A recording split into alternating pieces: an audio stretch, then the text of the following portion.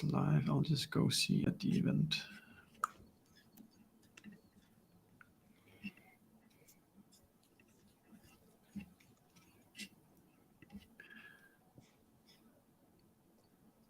This is pre-live right now, but it's coming very soon.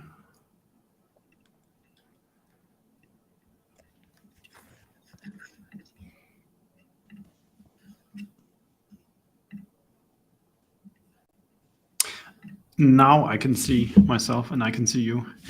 Hello, everyone. Welcome to today's live session here on LinkedIn.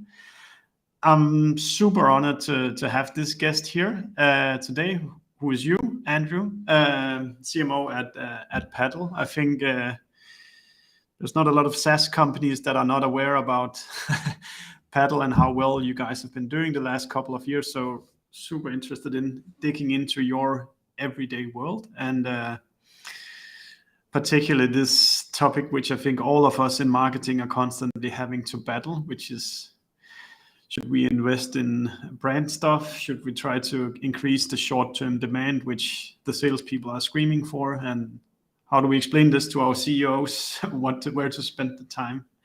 But before getting super deep into stuff, it would be super great if you could just briefly introduce yourself and your background to the people listening. Yeah, sure thing. And thanks for having me, Stefan. So my name's Andrew. I serve the marketing function CMO here at Paddle. So my marketing journey started as a co-founder of a content personalization business. So we were in MarTech and we built that business. It was a company called IDEO, based in London. We built it up with offices in New York, San Francisco. It was a very outbound target account focused ABM type go-to-market, whale hunting. Our clients were people like Salesforce, IBM and Intel. Wow. And we had a really interesting journey that we can dig into a little bit there, mostly focused on demand. But we can talk about how that split worked on as we get into the brand piece of it later. We sold that business in 2019 and became part of an Insight Venture Partners backed roll-up. Episerver, Swedish CMS, was the company we were sold into. And we were the first in of a 4 or 5 company roll-up. One of the companies we bought was Optimizely. We rebranded the whole group Optimizely. So I was running brand, demand, and digital for Optimizely, the group. So we went from about 400 staff to 12 or 1,300 people over 2 years. Wow. And then end of last year, I left Optimizely to join Paddle as CMO. And then kind of along the way have learned a huge amount from various people in different communities, marketing wise, and also try to give back as a coach and a trainer in a few different marketing communities as well. Very impressive, Andrew, and lots of success in there. So I'm hoping we can get some secret sauce out of you of what's working, what's not working, etc. I guess it has changed a lot for you then. With I'm imagining Paddle is relatively smaller accounts to where you started your career out trying to hunt for these really big whales. Mm-hmm. Yeah, absolutely. So at Paddle, we serve software companies, SaaS businesses that are selling globally.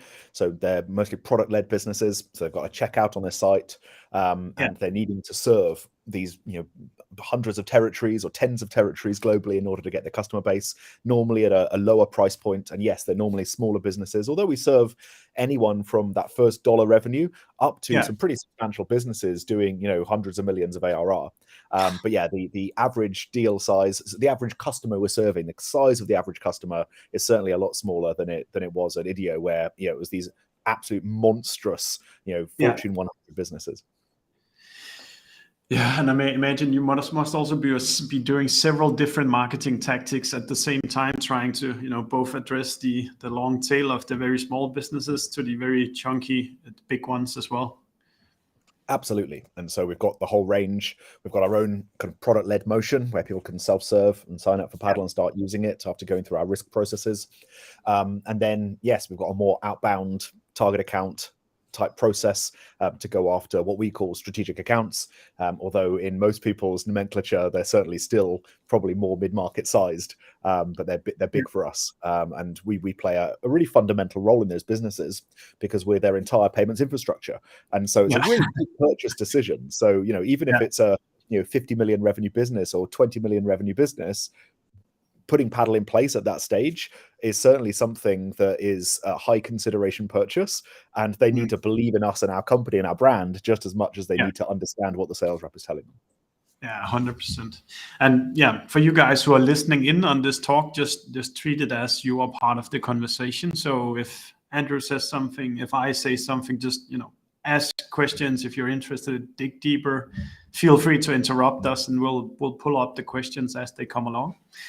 But to today's topic, Andrew, I think brand and demand is kind of it means a lot of different things to different people. So, like, when you wrote to me brand versus demand, what kind of specific terminology did you have in mind, or what does it mean for you, this split? So I think of this split more in the time frame to show results rather than anything else. Demand, what we're meaning there is revenue marketing, identifying an ideal customer profile, a serviceable market, influencing them to sign up for your service or product, or to raise a hand to speak with a sales rep. And then making sure you can, at scale, move prospect accounts towards that process of decision. And that process is normally reasonably short term. You've got to produce results in a quarter or a couple of quarters. And then when we think about brand, really it's positioning yourself in an ideal in front of a wider ideal market for a year or two's time. And it's about how you're perceived, and it's how you're valued by the wider market, including your target market, but not necessarily just them. It's what people think you represent, both kind of emotional and rational. And it normally has a longer term payoff on the investment, although it certainly helps with demand, and we'll get back to that in a minute. Yeah, super. I think that's a good definition, and I think for me at least, I tend to struggle to kind of really push hardcore for the brand kind of projects when you're looking at budgets, because I can't come back to the salespeople and say, here's a new account that you can sell to right now. So like, to your experience, how are you dealing with this to the CEO, to the CFO? How do you get that kind of budget split up so they agree some of it needs to go into brand, and then some needs to go into like present demand? So firstly, I think that's the assumption that many of us in marketing have, and I would challenge that assumption in terms of how sales and even the CEO and the CFO sometimes look at this. So if we just think about that, I know that my sales team would be utterly delighted if every prospect they call pick up the phone or get on that meeting saying, hey, I love your Paddle content. I've heard about you here and here. I've heard, you do this work and that work. Let's talk. If that was the reaction in that first meeting, my sales team would have it easy. Now we're getting there, and we've certainly increased awareness and the reputation of Paddle and the Profit World brand over the last year. But that would massively move the needle for our sales teams. And certainly the CFOs I've worked with in this role and prior as well understand that, because I think one thing to think about from a CEO or CFO perspective is that most of the things you spend money on when it comes to your demand infrastructure and your target account go-to-market, it scales reasonably linearly with your growth. There's some economies of scale, whereas your brand investments, they tend to be a slow burn, more of an exponential curve. You plant some seeds now and they pay off big later. And so it's those outsized results. And fundamentally, the way I think about it is that if you don't invest in your brand, you're always going to be paying the price in your CAC. So if you invest in your brand and that pays off, it'll lower your customer acquisition cost for eternity. And if you don't, you'll always be struggling with that kind of that CAC payback period because you haven't made those investments up front. Yeah, it's such an interesting discussion. My team sometimes laughs at me when I replied like a cold call, because I really don't like to be at the receiver of a cold call. But if it were a brand that I really admired, I would give that BDR 10-20 seconds to warm up, because I hear, okay, this is actually the brand I like that is calling me. And as you say, that scales eternally, that you can keep having BDRs that calls people that actually have some affection for the brand that they represent. Yep. And if we think about that, and go another click deeper into that, At the early stage, yes, you're spending almost all of your budget on demand because that's how you're Yeah. proving, the validity of the entire business, the value proposition, your product market fit is by getting that Yeah. instant response, right? It's no good at the early stage unless you're extremely well capitalized and can take a Yeah. long-term view. It's no good saying I'm building an audience or, people like me. You need to be getting those deals in. So in the early days, often, if you're in a target account type motion, an outbound ABM type motion, well, probably your sales team are your brand. Right? That's the brand experience. Yeah, What that's that true. what Yeah. that EDR says, what that salesperson says, is constructing a lot of the perspective of what you as a CEO, think about that company. Yeah. Yeah, totally. Okay. And then the budget component, when you sit and kind of, now you've probably been looking at 2023, how much you're asking for, why are you like setting it up this way? And now you've actually gone through starting from scratch to now, for example, Paddle with 300, 400, 500 people. Does the kind of percentage switch over time from one to the other? Yes. So I think it depends on a few things, not just on stage, but stage and size of business is part of it. I think if you are a business where you serve a large audience rather than a small subset of that audience, that's where a brand play, you probably are making those larger investments earlier. And, product-led growth, as an example, would usually be, aligned with that type of overinvestment in brand, whether that's content or media or trying to be helpful through your data provisioning or free tools, freemium products, etc. I think also it does depend on company stage, because we talked about that kind of linear versus exponential curve. As you get later stages of business, you are able to drive demand through the awareness. There's that brand to demand engine. People hear about you, then you suddenly find yourself on shortlists, or they get referred, or people move jobs and take you with them.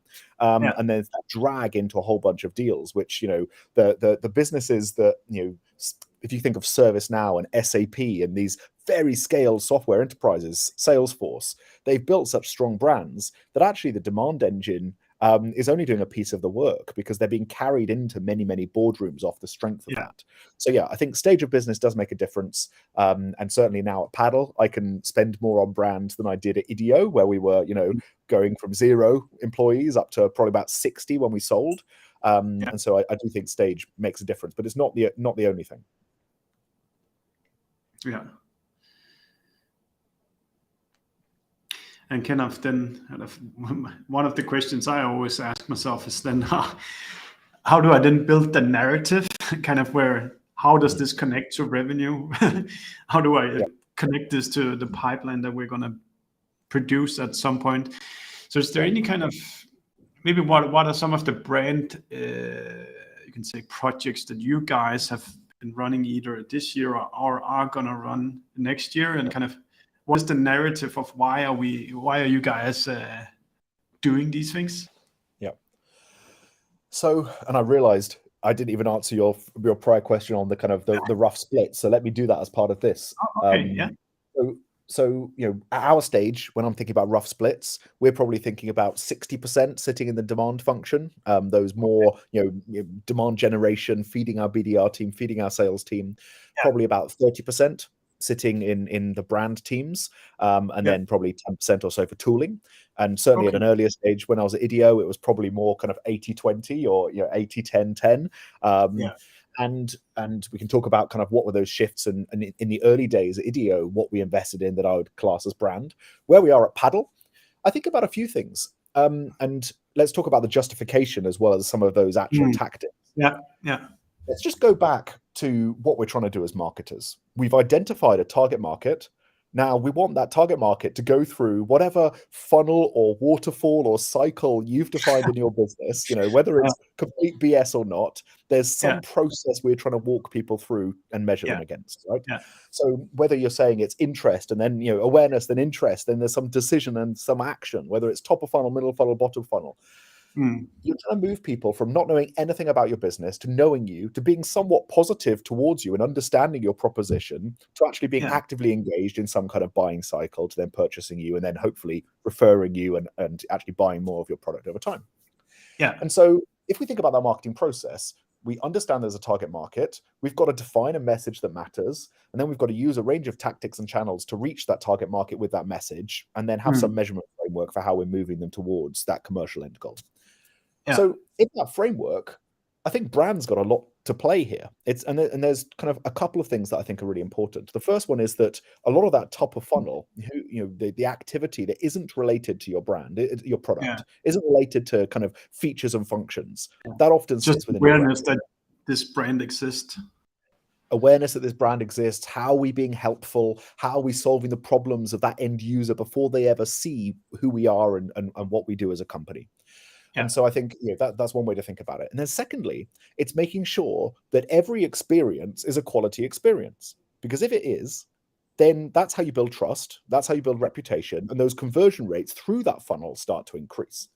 And so I think about brand really is the same way as I think about trust. It's having a positive experience consistently. And if you consistently have a positive experience with Paddle, then you are much more likely to firstly get into the consideration phase with Paddle, and also you're likely to move faster through those steps.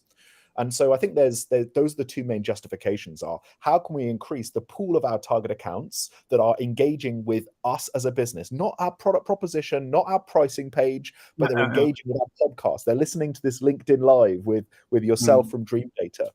And then how is that kind of the quality of that brand experience, the way we are being helpful and therefore demanding reciprocation over time in that normal human exchange, how are we increasing those conversion rates through the funnel? I think that's some really, really, really solid advice for maybe just running a business. I really think deeply about that. Nobody should have a bad interaction with us at any given point, and we need to help anybody that we can help in any way, because like any interaction is an opportunity to make a new friend. Like, how do we get one more person to say something positive about us? Totally. And often I think it's really important to not see brand as some faraway thing you can do once you've raised hundreds of millions of dollars, or once you because actually it is about just improving the quality of that experience. And so I think about brand in the early days is often about thoughtfulness and insight than it is about budget. So with everything you're doing right now, do you have some insight on why it matters to that target customer? And are you being thoughtful about how you're designing that experience? So, you might have a swag budget and you're making t-shirts. Great. So are those t-shirts just, a boring white shirt with your logo on them? Or are they something that's a little bit more interesting that someone would actually want to wear, right? Super simple example. But, it's something that adds a bit, adds some thoughtfulness and some time, and then you can improve that experience. So when we think about this from Paddle's perspective, that kind of 30% of the spend, some examples from this year would be, when we acquired Profitwell, we filmed a documentary, 18-minute documentary behind the scenes in the deal room, in the due diligence with the lawyers, talking about price, talking about the negotiation, the human story, because our target customer is the CEO or executive of a software business that probably either have been through acquisition or want to go through acquisition. And so by revealing behind the scenes what's going on there, it's helpful, it's inspirational, it's useful. Does it tell them anything about Paddle? No, not at all. But it starts their journey with our business, and it's being thoughtful. It didn't cost that much, but it's being thoughtful based on a fundamental insight. If we go to maybe our event executions, if you came to SaaStr or SaaStr. I watched the premiere at SaaStr in Barcelona. Or I watched half of it at least, and then I think later the same day I was on a boat that the Paddle had rented and had some beers together with my colleague, and that these are kind of okay. If they take me on a boat and they serve me a beer, I at least owe them like a like and a thumbs up here and there. Exactly. So it's being a bit more thoughtful than just giving away coffee vouchers at the booth. And then what you'll have seen at those booths, what we're trying to do there when we show up to an event is not just have a booth and have a bunch of salespeople pitching, but we're going to try and make it useful. And so, at SaaStr over in Dublin, we did something that the Profitwell team have been doing for a few years. We had a podcast booth, a stage, at our booth. And so instead of us hard pitching a bunch of people, we had the top keynote speakers from the event come and sit down and have a one-to-one conversation with Patrick or Neil, our product manager, or myself about a topic that was interesting, and gathered people who were wandering around looking for coffee to go and deep dive into a specific subject and ask questions. So again, adding a little bit more insight and a little bit more thoughtfulness, and not really much more budget. I think it's really inspirational, Andrew, to hear this kind of, like, you actually care so much about every single execution of marketing activity. If we return to this kind of, or you can, if there's any comments to that, just go ahead first. So I think as a business, there's a few things that we're trying to do. We have a few fundamental principles. As a product principle, we're trying to make software that just does things for you. Rather than help you do things better, we want to take away the load and do it for you. As a brand, we want to be the most helpful brand in SaaS. And when we think about that, it's about making sure we are a source of inspiration, education, a source of measurement and data and benchmarking. There's lots of things we can do there. But one of the things that certainly myself and Patrick have talked about a bunch of times is that we want to constantly be doing things that our market, the reaction is kind of a WTF type of reaction. It's how have they got the time and how have they got the thoughtfulness to go and do this for such a niche audience? So another silly example, I did a webinar a while back with Adam Schonfeld, who's a researcher, 3-time SaaS founder, researches PLG. And so in order to make that webinar a bit different and special, we custom created an audio intro, like a rap about PLG that was funny. It was a bit tongue-in-cheek. It was done by a music producer I knew, and we played it before the webinar. Didn't tell him about it, and played it before the webinar started, just as a way of livening up the audience. Right? Again, didn't cost that much money. It just needed a bit of insight on what we were talking about and a bit of creativity and thoughtfulness. But again, those little moments spark a bit of a WTF reaction, because there's very few B2B marketers that have that kind of custom thought go into the experiences that are being designed for them. It's really, it's good lessons.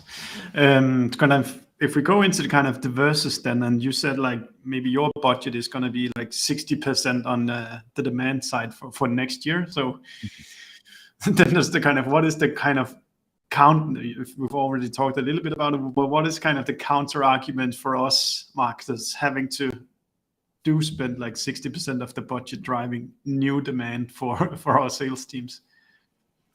So sorry, what's the argument for the 60% or I don't know. I guess we have to sell something with the time and money we spend as well. Wholeheartedly. And I see the short-term impact and the impact of that demand spend in terms of pipeline really being earning the right to do some of these other things. So, in the early days, often you're adding time, as I said, and insight and thoughtfulness into those experiences to try and punch harder, but you can't add much budget, and you earn the right to add a bit of budget, a few dollars to those exercises by hitting those short-term goals. I don't think there's a marketer on the planet who's going to be around for 3 or 4 quarters spending lots on brand if they're not hitting those next quarter targets and making sure the sales team are happy. So I think that's really well put, that we can do the fun stuff if we hit our targets. We cannot do the fun stuff if we don't hit our targets, because then your budgets are going down, because we need to save money as a company. It's just kind of the balance of how it is to like run a commercial operation. Yeah, totally. But let's also reclassify or redefine that idea of fun, because I think both elements can be fun. What I do really believe is that sometimes this is actually about boldness. It's about kind of overcoming the fear of what will happen if that fails. Think things like that documentary, things like that little custom audio rap, things like a podcast booth at an event, things like putting a bit extra time into swag design. All of those things they take a bit of boldness, because they could come across and not work. They could fall flat on their face. And really, in both your demand team and in your brand team, you've got to be building this constant willingness to experiment. But often in the brand side of things, I saw Patrick saying churn on stage at, was it SaaStock, where that was the only word he used. And I took that Twitter thread and shared to all my colleagues and my marketing friends and see, like, look at the boldness of this guy. Yeah, yeah. And So one of the things truly that like a what yeah. WTF moment. And if we, again, let's just stop and think about that. So he thought really carefully about whether to do that or not, because that could have fallen flat on its face, right? And there were some people who walked out in the first few minutes of that talk. But what's really interesting is it was the most talked about, session, and it really delivered value because there was a huge amount of benchmarking data on those slides. And what was really interesting is because often if we're in a keynote, we're sitting there probably doing email or Slack and listening to a little bit what's coming in our ears from the keynote speaker.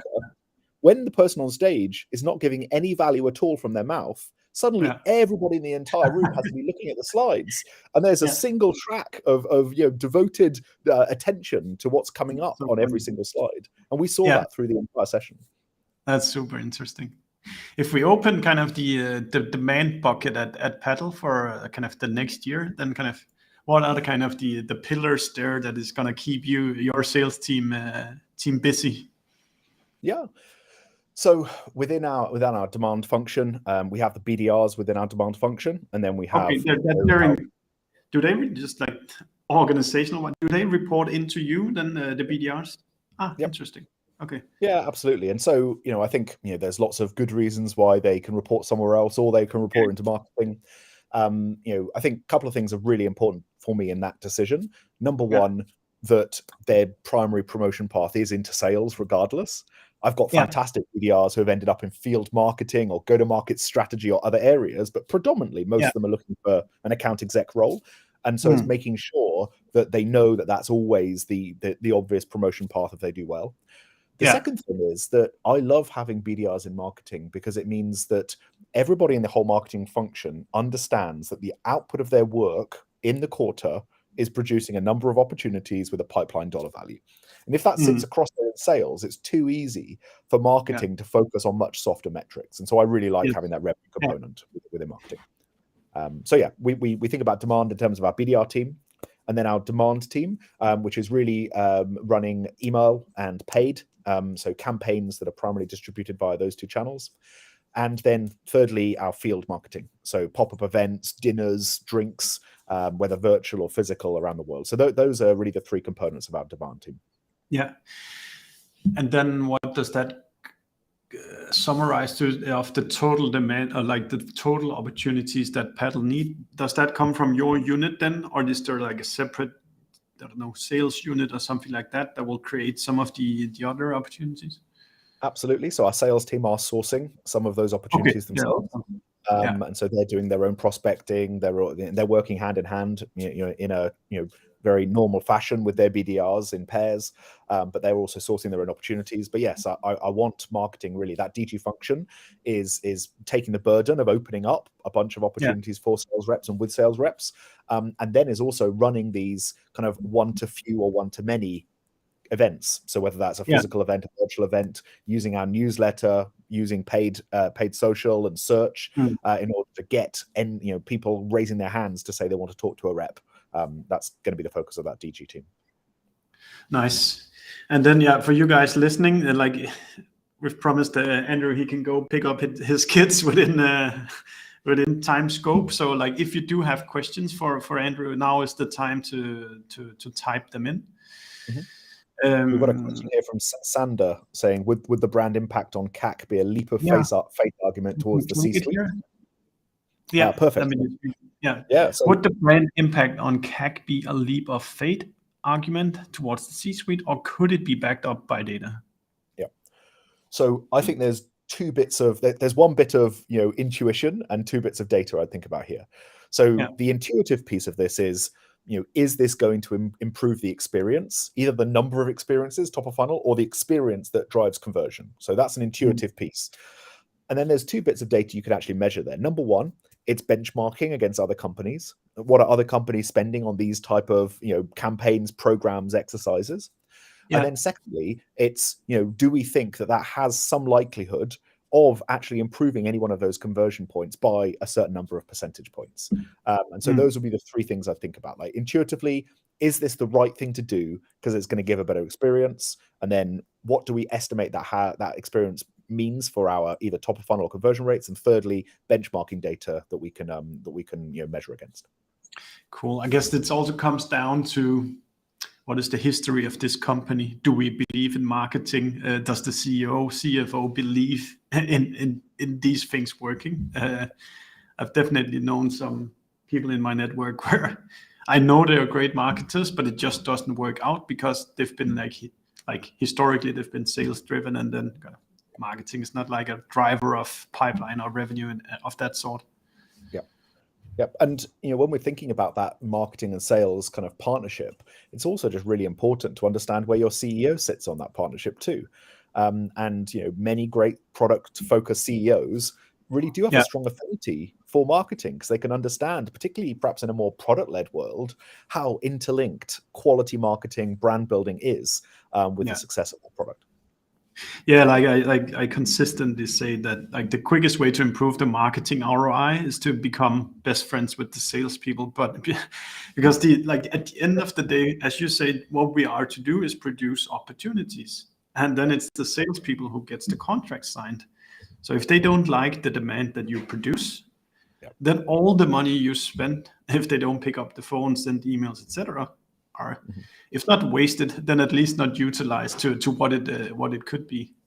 Yeah, completely. And if we think about where we sit in the evolution of SaaS, there is companies every day launching into every one of our spaces, right? Competition is increasing, whether it is AI or no code or any of the other kind of platforms, the shoulders of giants that people can build upon. Launching a product is becoming easier and easier, and therefore the pressure is on distribution, the pressure is on marketing. And so that's one way that I think we are starting to see a shift towards a stronger brand muscle in many businesses, even earlier stage businesses, because they simply can't cut through by running the same outbound SDR cadence playbook alongside another 200 SDRs that are doing the same thing. And therefore it needs that being helpful, producing a quality experience, providing insight for the customer, whatever you want to frame your brand experience as, it needs that at an earlier stage to even cut through and get that distribution. I really agree. And also like the same with the ad platforms, the auctions keeps going up because more and more people are buying digital ads. So it gets more and more expensive to like kind of brute force your way through. Okay, 2 questions, Andrew. Let's run through them quickly. First one, how do you avoid that a strong brand limits demand growth?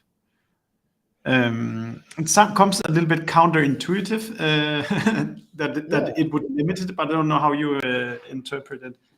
Yeah, so maybe Michael can clarify in a follow-up comment. The one case I've seen where it can limit demand growth is where the brand is not focused on the target customer, where there is someone who is looking to do widespread PR and spending lots of budget on comms that are so universal that they're not actually serving that target market. And then there's a couple of things that happen. Your demand teams, your BDR teams, your sales teams end up in constant disqualification mode because you're not actually attracting the right type of customer. And that actually can limit demand because it means that they're spending time on the wrong type of customer. And secondly, it's about budget cannibalization. You're spending budget on lots of things that are serving a wider market, and therefore you can't spend the right money on the actual market you can serve. Super nicely spotted there. Okay, last one. Any thoughts on share of search being a leading indicator for share of market, as brand campaigns can impact this considerably? Yeah, I think share of search is a great one to track. Sometimes in the early days, it's just such low numbers, both in terms of perhaps the terms you're tracking and also your share of them, that it can be really demoralizing, or it just doesn't have the significance. But I do think it's something absolutely to track. Another thing that and we've talked a bit about this, Stefan, before we jumped on this LinkedIn Live, is to think about self-reported attribution. So how can you allow your prospects to tell you where they heard about you? And that's something that we use regularly. We have a self-reported attribution field. How did you hear about Paddle? And it'll often be, actually another Paddle seller told me about you, or I saw your checkout on XYZ product that I loved, or I listened to Patrick Campbell's podcast, or I saw you at SaaStock. A boat in Barcelona. A boat in Barcelona, exactly. Yeah. And so that's a really good way of measuring some of those brand investments as well. Yeah, that's very reasonable. Okay, Andrew, where do we end up in this brand versus demand discussion then? Well, I mean, for me, I think it's absolutely vital that we see these as two sides of the same coin, and we see brand as something that you can invest in super early stage, as long as you're thinking about it from a how do I build insights and how am I being thoughtful about those experiences. So any early stage marketers, focus your time and energy on brand, on making sure those outbound SDR experiences, the first salesperson experience, the ads you're running, the events you're going to, all of those things have a quality experience. And if I go back to the early days at IDEO, brand for us was steak dinners in New York with our top prospects, and then walking away from that and genuinely loving it and emailing us to say, next time you're in town, make sure I'm at that table with you. I loved the conversation. Or it was early work with Forrester Research, doing webinars with an analyst where we were putting money into something that was serving a wider market, not just our target accounts, but significantly increasing our reputation. Or it was very creative swag that we were sending as direct mail to certain people. We had a content personalization proposition. And so we would talk about being the Netflix of financial services content or enterprise tech content, and send people popcorn and Netflix vouchers. And that's a bit passé now, but 5-6 years ago, it really cut through. And it was memorable, and it had a positive reaction. So I think in the early days, it's making sure you don't push demand off of something you can't afford or be in the future. And it's coming back to that first point, which is if you're not investing in brand from the beginning, then you're always going to be paying the price in your customer acquisition costs and your conversion rates for the rest of your life. I think that's a perfect summary, Andrew. That kind of it's not versus. We just need to have a plus there instead. So all demand activities are actually like contributing to that. One more person giving you a like, thumbs up, positive tone of voice when they speak about your brand at some point. Brilliant. On to the kids, Andrew, and thank you so much for taking the time. It was super inspirational for me, and I hope for some of you guys who were listening as well. Really appreciate the time and love what you're doing at